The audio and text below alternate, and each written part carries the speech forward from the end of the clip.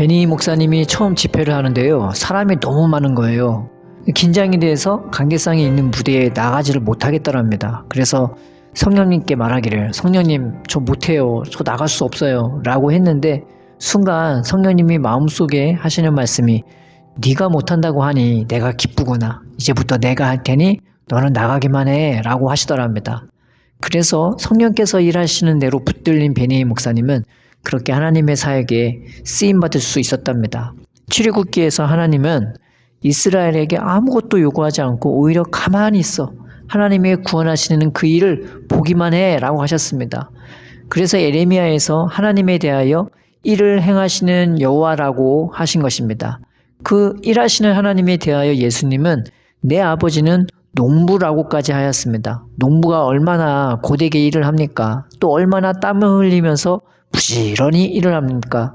우리가 보기에 하나님은 성전에 가만히 앉아 우리의 영광을 받으실 것 같은데 예수님은 하나님 아버지를 우리를 위하여 수고하고 땀 흘리고 애쓰는 농부라고 하신 것입니다. 그래서 예수님은 하나님이 일하시니 나도 일한다 라고 말씀하신 것입니다. 하나님처럼 부지런히 땀 흘리며 우리를 위해서 수고하고 애쓰시는 것이었습니다. 우리가 그 은혜와 생명 안에서 먹고 마시게 해주시며 우리로 하여금 그 열매를 맺게 하도록 예수님이 애쓰시는 것입니다. 육의 것도 영의 것도 일이 필요합니다. 그러나 육의 것은 우리가 일을 해야 하지만 영의 것은 하나님이 일을 해주셔야 합니다. 예수님이 일을 해주셔야 합니다. 문제는 우리가 너무 육의 것에만 매여 고되게 일을 한다는 것에 익숙해져 있다는 것이에요. 이에 대하여 하박국 2장에 민족들이 불탈 것으로 수고하고 헛된 일로 피곤하게 된다고 하였습니다. 왜냐? 영의 일은 안 하고 육의 일만 죽도록 하기 때문입니다. 미신을 왜 믿고 점을 왜 치고 사주를 왜 봅니까? 다 육의 것들을 위해 그렇게 점치고 사주를 봅니다. 돈, 건강, 성공, 명예, 직장, 결혼 등 눈에 보이는 것들만을 위해 미신과 점과 사주팔자를 보는 것이죠. 그런데 누가 점을 치면서 사주를 보면서 점치는 사람과 송금보거나 사주를 풀어주는 사람에 대하여 궁금해합니까? 오로지 자신의 성공, 돈에 대한 복만 셈하면서 그런 소리 듣기를 좋아합니다. 그래서 은혜와 평안은 없고 죽도록 일을 하는데 그런 것들을 얻는 데에만 익숙해져 있는 것입니다. 그래서 우리에게 이 두 가지가 걸림돌이 되기도 하죠.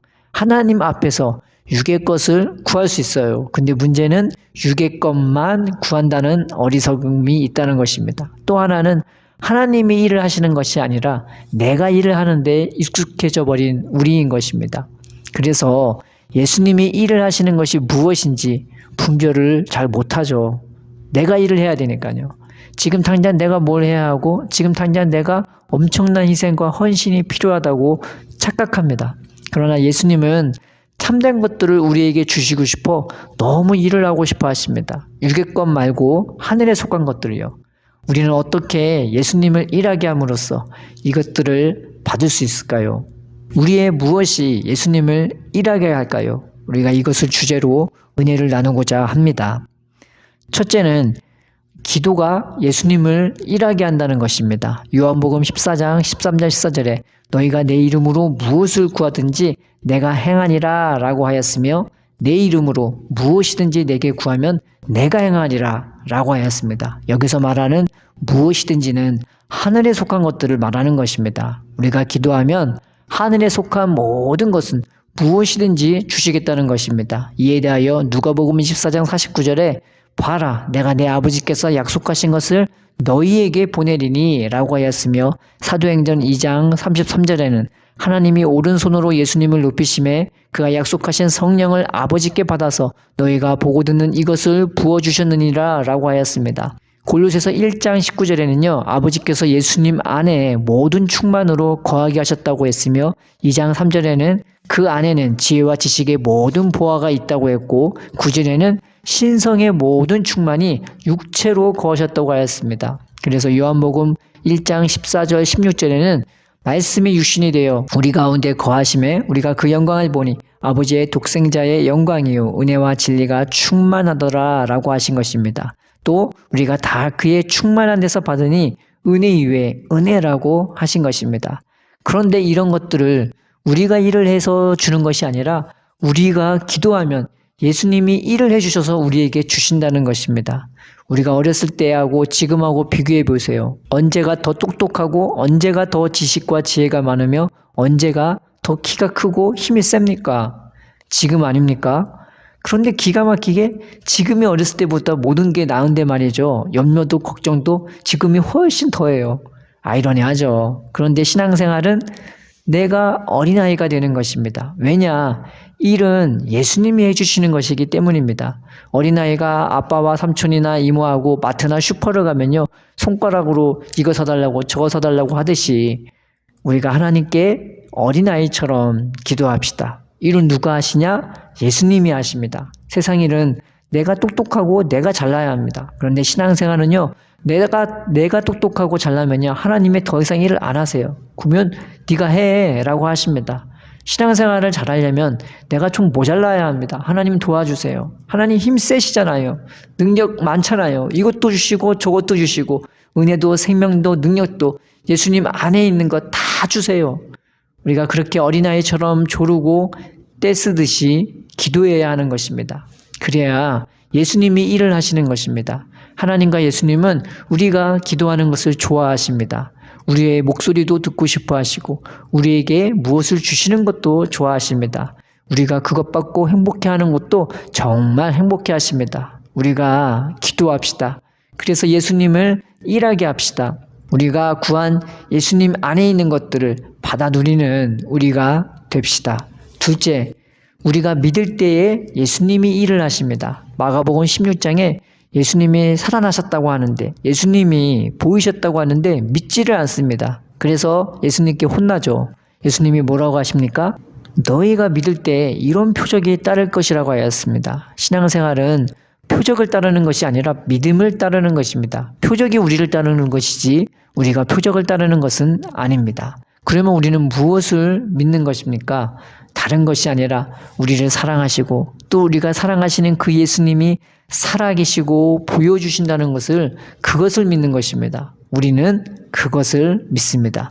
그저 2000년 전의 예수가 아닌 지금 살아계시고 나타내시는 예수님, 그저 성경 속의 예수가 아닌 지금 내 앞에 서 계시고 살아계시고 지금 나에게 보이는 것처럼 믿는 것입니다. 이것이 예수님을 일하게 하는 것입니다. 이 믿음이 예수님을 어떻게 일하게 합니까? 표적을 따르게 합니다. 내 삶에 함께 하시고 나타나시면서 표적을 따르게 하는 것입니다. 오늘 본문의 표적은 예수님의 이름으로 귀신을 쫓아내며 새 방언을 말하며 뱀을 집어올리며 무슨 독을 마실지라도 해를 받지 아니하며 병든 사람에게 손을 얹은 즉 나으리라 하였습니다. 살아계시고 보여주시는 그 예수님의 사랑을 믿게 되면요, 겁이 없어집니다. 사람이 용감해져요. 그래서 귀신도 예수님의 이름으로 쫓아내고 뱀도 그냥 집어 올려버립니다. 살아계시고 보여주시는 예수님을 믿게 되면 내가 말투가 바뀝니다. 꼭 랄랄라 하는 방언이 아니더라도 마음과 언어와 삶이 사랑에 빠진 사람 마냥 바뀌는 것입니다.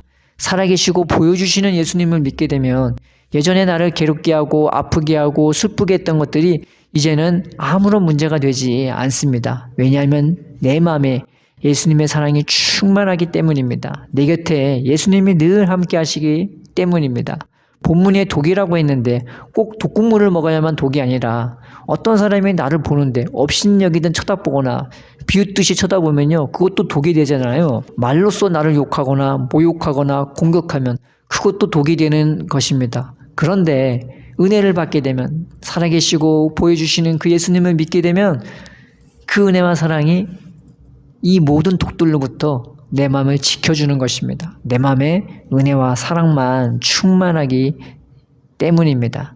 예수님은 이런 표적이 나타나도록 일을 해주십니다. 우리가 살아계시고 보여주시는 이 예수님을 믿읍시다. 그저 멀리 있는 예수님이 아니라 내 삶에 나타나시고 살아계시고 보여주시고 표적을 나타내게 해주시는 이 예수님을 우리가 믿읍시다. 이 믿음이 예수님을 기쁘게 하며 이 믿음이 예수님을 일하게 만듭니다. 그래서 믿는 우리에게 이런 용감함과 상냥한 말투와 넓고 넓은 마음을 소유하게 되는 표적이 따르게 되는 것입니다. 이 표적이 나타나도록 또 이 표적을 사모하면서 예수님의 살아계심과 보여주심을 늘 믿는 우리가 되었으면 좋겠습니다. 셋째는 고백이 예수님을 일하게 만듭니다. 예수님이 본격적으로 십자가를 지시러 예루살렘으로 가시기 전에 제자들에게 너희는 나를 누구라 하느냐 물어봤습니다. 그러자 베드로는 주는 그리스도시요 살아계신 하나님의 아들이라 고백하였습니다. 그 당시에 주라는 말은 로마 황제에게 붙이는 칭호였습니다. 즉 이것은 로마인들에게 반역행위가 되는 말인 것입니다. 그럼에도 베드로는 예수님에게 이 칭호를 붙이기에 주저함이 없었습니다. 그러자 예수님은 이 고백을 기뻐하시면서 요나의 아들 시몬아 네가 복이 있도다 하시면서 내가 이 반석 위에 내 교회를 세우리라 하였던 것입니다. 너희가 세우라 하지 않고요. 내가 세운다고 하였습니다. 그저 고백만 했을 뿐인데요. 로마의 주 시전은 자신의 왕국을 세우기 위해 수없이 많은 나라들을 침입하고 죽이고 약탈하고 자신들끼리도 서로 싸우고 죽이고 했습니다. 그러나 시전은 그들을 위해 죽지는 못했습니다. 프랑스의 시저 나폴레옹은 그의 평생 300만 명의 군사가 죽었습니다. 그의 러시아 침공 시에 65만 명의 군대가 진집되었는데 그 군사 중 겨우 10,000명만 살아 돌아왔습니다. 그러나 나폴레옹은 결코 그들을 위해 죽지는 못했습니다. 독일의 시저 히틀러는 600만 명이 넘는 유대인들을 학살했으며 그 시대 전쟁으로 인한 사망자만 6천만 명이 넘었습니다. 그러나 히틀러는 남을 위해 죽은 것이 아닌 그저 공포를 피하기 위해 스스로 목숨을 끊어버린 자였습니다. 수없이 많은 나라의 시저들이 나라를 세운다며 타국의 사람들을 죽이고 자신들의 군사들을 희생시켰으나 결단코 자신의 생명을 주지는 못했습니다. 그러나 우리의 시저가 되시는 예수님은 현저히 그들과 다릅니다. 그저 고백만 하는데도 예수님은 이 반석 위에 자신의 교회를 세우시겠답니다. 그것을 위해 자신의 목숨부터 버리시고 피 흘려주시고 자신의 생명을 던지시는 우리의 시저인 것입니다. 이렇게 고백만 하는데도 나를 세우고 나의 가정을 세우고 교회를 세우시는 일을 해주시는 것입니다. 생명을 주시면서요. 누가 우리를 위해 세워주십니까? 나의 마음도 생각도 삶도 가정도 교회도 예수님이 세워주십니다. 그저 고백만 하는데도요. 생명을 버리면서까지 생명을 주시면서까지 우리의 고백 위에 우리의 삶과 인생을 세워준 일을 해주시는 것입니다. 세상의 시전은 나라를 위하라 하면서 두려워 말라, 싸워라, 희생해라, 용감해라, 죽는 걸 두려워하지 말라 말하지만 우리의 시전은 가만히 있어. 내가 먼저 갈 거야. 일단 보기만 해. 내가 살아있다는 게 무엇인지 보여줄게 하시며 먼저 나가셔서 싸우시는 분이십니다. 그것이 십자가 아닙니까? 그것을 통해 우리를 세워주십니다. 우리가 우리 시절을 사랑합시다. 나의 시저가 되시는 예수님을 사랑합시다. 그분을 나의 주라 고백하며 오늘도 나를 위해 죽을 듯이 희생하며 죽음보다 강한 능력으로 나를 위해 살아계심을 믿으며 예수님을 나의 시저요, 나의 주님이요, 나의 하나님이라 고백합시다. 이런 고백 위에 예수님이 친히 우리의 마음과 생각과 언어와 삶 전부를 그 손으로 새롭게 세워나가실 것입니다. 우리가 이렇게 예수님을 일하게 했으면 좋겠습니다. 기도하며 믿으며 고백함으로 예수님을 일하게 합시다. 그래서 하나님이 예수님을 통해 주시고자 하시고 이루시고자 하시는 모든 것들을 다 받아들이는 우리가 되길 주의 이름으로 축원드립니다. 살아계신 하나님 아버지 감사합니다. 우리는 그저 기도하고 믿고 고백할 뿐인데 예수님을 통해 이런 은혜들을 우리에게 허락해 주심에 감사드립니다. 우리의 삶에 이런 기도와 믿음과 고백이 넘쳐나므로 예수님의 일하심을 만끽하며 누리는 우리가 되게 하여 주옵소서. 그래서 기쁨과 감사와 찬양과 열매가 가득가득 맺어짐으로 하나님을 기쁘시게 하는 자들이 되게 하여 주옵소서. 예수님 이름으로 기도드립니다. 아멘.